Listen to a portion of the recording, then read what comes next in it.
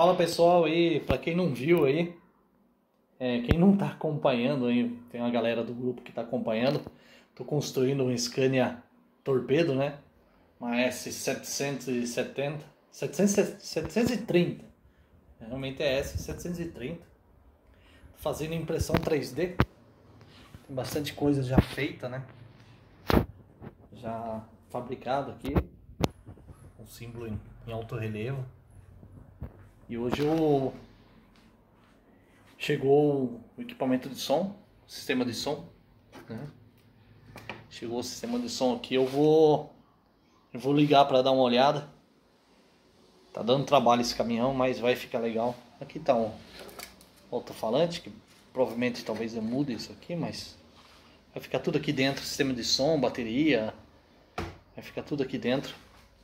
E vamos lá. E aquele ali é bonito, hein? Só que não é meu.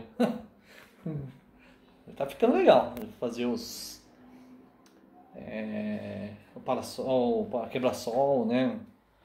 Eu ainda vou colocar os faróis que eu já imprimi, mas depois eu vou pintar, vou colocar as luzes.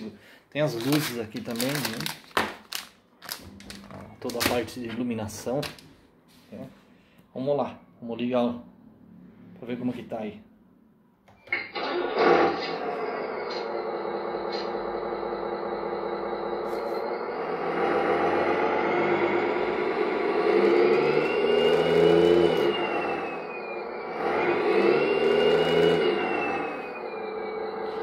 Claro que eu vou mexer na configuração do stick ainda, né?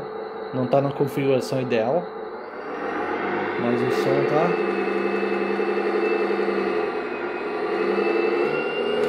O som da turbina aí. O meu pneu já tá virando, né? A roda já tá virando. Vamos bater uma ré aqui. Som de ré. Essa tá ficando bonita, hein? Eu fiz com um pneu single. Coloquei um pneu single aqui atrás. Suspensão. Eu mesmo fiz essa suspensão. Tá boa, tá legal. Só que eu preciso mexer na parte da caixa de câmbio aqui. Mas curte mais um somzinho aí, não?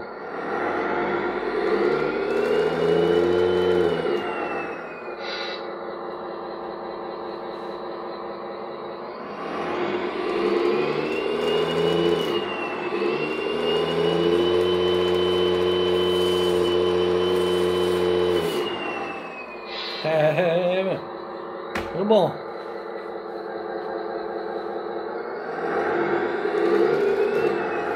Isso aí, top. Depois eu mostro um pouquinho mais que eu vou colocar um para-brisa, já pintei os retrovisores, né? Então, tá devagar, tá saindo. Difícil, mas tá saindo.